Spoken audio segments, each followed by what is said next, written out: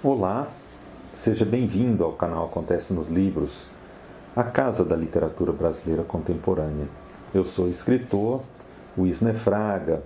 Bom, essa parte inicial então do vídeo é a parte dos recados, né? Então, quero dizer que entrou em pré-venda o meu novo livro de contos intitulado Usufruto de Ruínas, que vai ser publicado pela Ofícios Terrestres, né? A pré-venda vai ficar no ar até ali o início de setembro desse ano aqui de 2023, tá?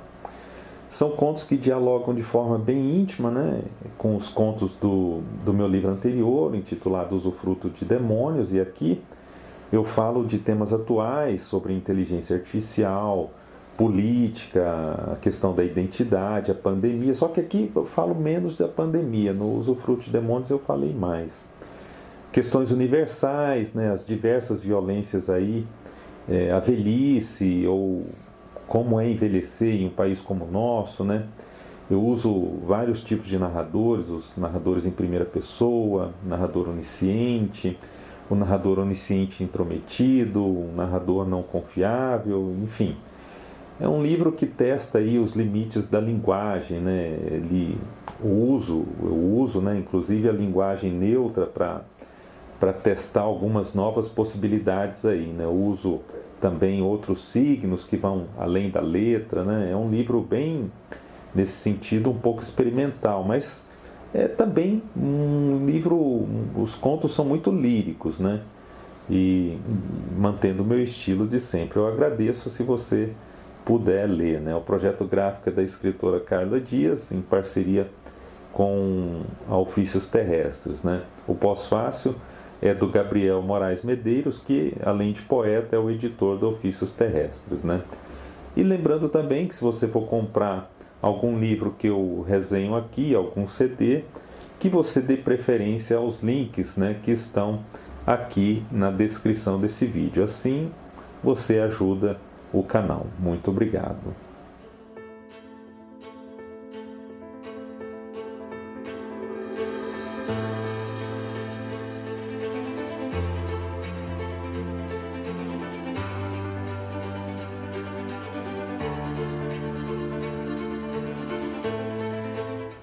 Dor Fantasma, este é o título do livro de Rafael Galo, editado pela Biblioteca Azul no ano de 2023. Rafael Galo é um escritor paulistano, ele é autor dos livros Rebentar, né, um romance que venceu o Prêmio São Paulo de Literatura lá em 2016, e autor também de Réveillon e Outros Dias, um livro de contos que foi vencedor do Prêmio Sesc de Literatura lá no ano de 2012. Esse Dor Fantasma aqui, este romance, levou o prêmio José Saramago em 2022. Tá? Nessa primeira parte da resenha, eu vou comentar então, vou falar sobre a trama, né, do livro, sobre o roteiro. E na segunda parte, então, eu faço algumas observações a respeito, né, da linguagem, do narrador, dos pontos positivos e de alguns pontos não tão positivos assim do romance. Bom, vamos lá, né? Então, o romance é dividido em 4 partes, e narra a história do pianista brasileiro Rômulo Castelo. Ele é um professor universitário, muito arrogante, vaidoso ao extremo, narcisista, mas também perfeccionista. Bom, Rômulo planeja há algum tempo executar ao vivo o Rondô Fantastique do compositor húngaro Franz Liszt. E essa peça é tida como praticamente impossível de ser executada, né? Tal é a dificuldade que ela apresenta, né? Mas isso não para Rômulo Castelo, né? Que pretende ser ali o maior intérprete de Liszt de todos os tempos até, né? Puxa, que ambição! Mas, a julgar por esta primeira parte do romance, ele tem tudo para ser, então, esse grande intérprete, até o maior intérprete de Liszt, né?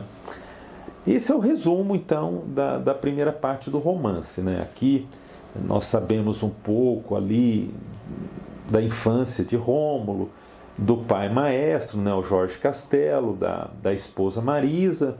Ficamos sabendo também do filho Franz e de alguns outros personagens secundários. A estudante Sara, alguns professores, né, outros estudantes também, outros colegas. E esses outros personagens, incluindo o pai, o filho, a esposa, uma ex-companheira, todos esses personagens são coadjuvantes. Só há 2 protagonistas nesta obra, aqui neste romance, que são Rômulo e a música. Bom, agora eu preciso fazer um alerta aí a você. Isso aí que eu contei é mais ou menos o que aparece em todas as resenhas, as matérias sobre o livro, né? Às vezes uma resenha ou outra vai um pouco além, conta um pouquinho mais da trama. Então eu quero avisar que este vídeo vai sim trazer alguns pequenos spoilers, né, adicionais sobre o romance. Eu não vou contar, claro, o final. Quanto a isso, você pode ficar sossegado, né? Não são spoilers que cheguem aí ao ponto de comprometer qualquer tipo de leitura. Então, eu queria deixar esse aviso aí a você. Aliás, sobre isso, né? Eu já vi algumas pessoas dizendo algo assim: poxa, você me contou o filme inteiro, pô, eu não vou ver mais esse filme não, você estragou tudo, etc, etc, né? Cara, o filme é muito mais do que a trama, é fotografia, é figurino, é atuação, são os cortes, a direção, é tanta coisa, e você não vai assistir mais porque alguém contou o final do filme, contou a história do filme, poxa.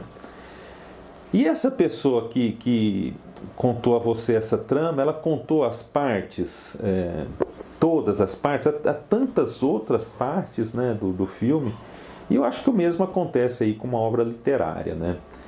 Não é só a trama, há também a linguagem, as metáforas, esse trabalho com a palavra, o narrador, os tempos verbais escolhidos, a pontuação, os silêncios, e de tal maneira que a trama só faz parte disso tudo, né? Não é tudo. Dito isso, então, Rômulo é um cara que praticamente se funde à música, né? Ele tenta mostrar isso o tempo todo no livro, que a identidade dele passa diretamente pela música, né? Ele não consegue se ver como indivíduo sem essa arte, né? Ele tem um respeito monstruoso pela tradição. E é por isso que ele gosta de música erudita, né? De música clássica, né? Todos os dias ele tem um ritual dele, mas como parecido ali com o Sheldon Cooper, né? Do Big Bang Theory, né? Mas bem mais tóxico, né? Ele não se permite ali fugir nenhum milímetro dessa rotina dele, né? Muitas vezes ele se compara a uma máquina, né? Ao metrônomo, né? Como se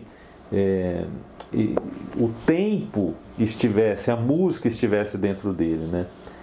Então a segunda parte do livro vem quebrar essa suposta harmonia, esse controle, né? Um grave acidente ali vai fazer com que ele não possa mais tocar piano.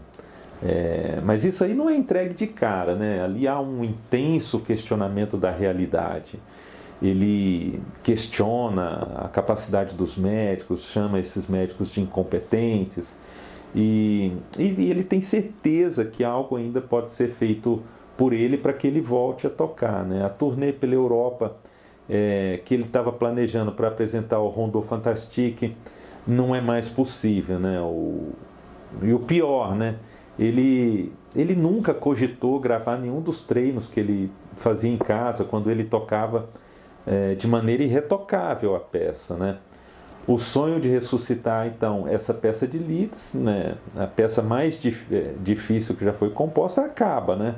E, claro, esse é o começo da queda. A partir daqui, o leitor vai se perguntar se, de repente, haveria algum tipo de redenção, né? Se esse sofrimento intenso vai fazer com que Rômulo repense a própria vida, né? O controle sobre tudo, então, está em xeque totalmente. Algo fugiu ao controle dele e não é possível isso ter acontecido, né? Ele pensa, algo precisa ser consertado, restaurado, né? E é isso que ele vai tentar fazer, então, nesta segunda parte do romance. Nessa parte nós temos algumas informações sobre o filho Franz, né? Que ele nasceu prematuro e com paralisia cerebral, né? A companheira tem um subemprego, é vítima de machismo muito em casa, e porque o único arranjo que o Rômulo conhece é esse, é fruto do patriarcado, né? Rômulo não se interessa pelo filho, não se interessa nada pelo filho, ele se tranca todos os dias em um quarto isolado que ele mandou construir em casa para tocar o piano, para treinar. E claro, né, para fugir de um mundo que ele não entende, ele não aceita, para entrar num universo então que ele conhece bem, sobre o qual ele tem total controle. Assim, ele imagina que é o da música, né? E vale um adendo aqui, que eu achei muito interessante nesse romance aqui do Rafael Galo.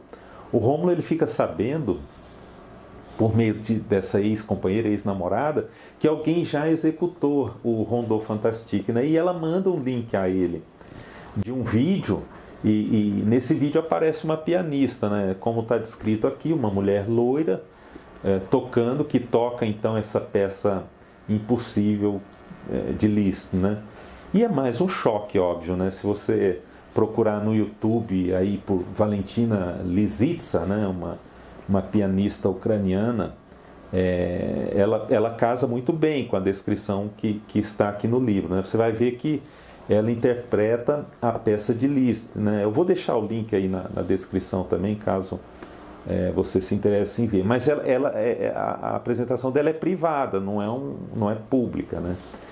Então essa é a parte da trama, né? Um resumo do que o livro apresenta, né? Eu não vou falar aqui das outras duas partes, as 3 e 4, que acabam dando um outro rumo aí à história, né? Outros assuntos ali então são tratados, como por exemplo o cancelamento aí nas redes sociais, uma violência que justifica o combate à violência, o sistema universitário, essa paternidade muito tóxica, vários temas aí bem atuais e interessantes. Mas eu não vou tratar deles aqui, né, para não entregar mais aí da trama desse romance do Rafael Galo.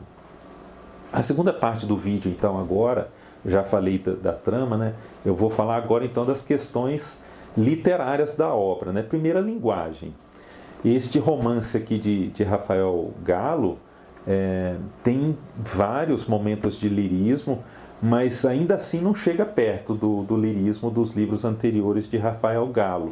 Sobretudo do lirismo ali nos contos de Réveillon e Outros Dias, né?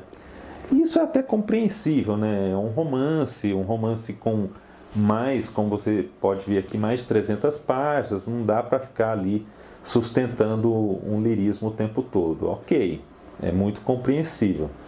Mas ainda assim eu achei que poderia ter um pouquinho mais de lirismo, né? O estilo de Rafael Galo é muito calcado nisso, né? Na poesia, nas inúmeras figuras de linguagem, né? As descrições estão, claro, muito boas, principalmente ali as partes em que Rômulo está ao piano, né? Ou então com os estudantes, enfim, são muito boas descrições, mas eu achei um pouco excessivas as informações acerca de concertos, né? Sobretudo a respeito de algumas sinfonias, algumas teorias musicais que às vezes são apresentadas. E eu digo por quê, né? Quem não sabe muito sobre teoria musical vai achar essas partes um pouco enfadonhas, né? Até uma certa, ali talvez uma intervenção do escritor, né? E quem sabe muito sobre teoria musical, ou quem sabe sobre teoria musical, vai acabar enfim, vai cansar, porque não vai encontrar novidade nenhuma, né? Então eu achei um pouco desnecessárias essas longas explicações a respeito de uma peça ou de outra peça, de teorias, de estilos musicais, de escolas, enfim. E depois isso não combina com o estilo do Rômulo. O Rômulo, ele não é arrogante nesse sentido, né? Ele sabe muito, muito sobre música, mas ele não faz absolutamente nenhuma questão de mostrar isso ou ensinar isso a ninguém. Ao contrário, ele quer que essa música seja só dele, essa teoria também, né? Para que ele use para tocar. Ele quer ser admirado por ser o único, né? Por ser o maior pianista do mundo, o maior intérprete de Liszt, e pronto, né? Nesse sentido, então, a linguagem traz essa marca aí do transitório, né?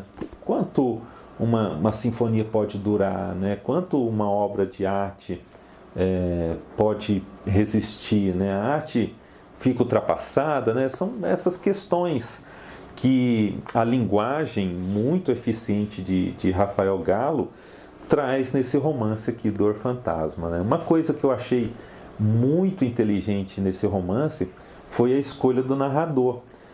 Nós temos aqui um narrador onisciente, né?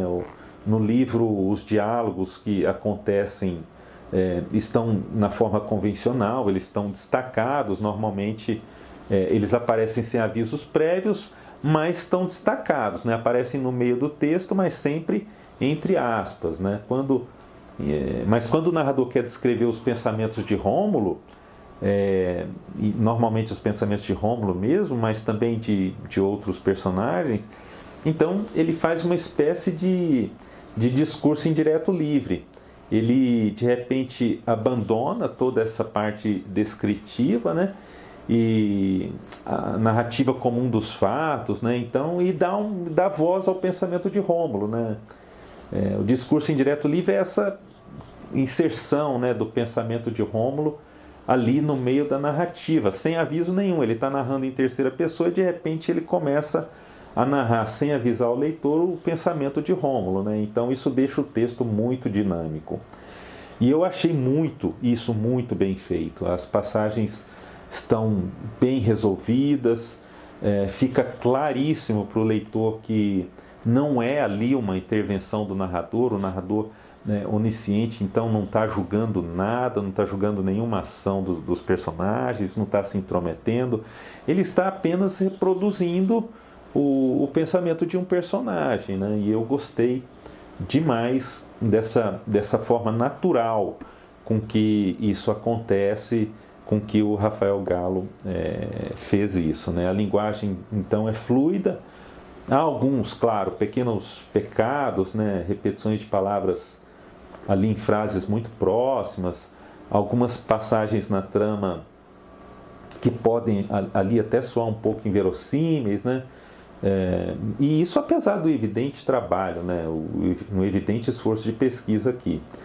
Às vezes a discussão se arrasta em torno de algum tema que, na minha opinião, não mereceria tanta atenção assim, né? Mas é um livro muito bem conduzido. Produzir um romance de mais de 300 páginas com um único protagonista, né? Se a gente considerar que Rômulo, né, o protagonista, ele várias vezes, ou quase todas as vezes, se confunde com a música, né, que é a outra protagonista desse livro. Então, prender a atenção do leitor durante tantas e tantas páginas, durante tanto tempo, com um único personagem, é uma tarefa extremamente difícil. E Rafael Gallo se sai muito bem nessa tarefa. Em alguns momentos, a narrativa ali cai numa pequena armadilha de tratar de alguns problemas sem muita importância aqui no contexto, né?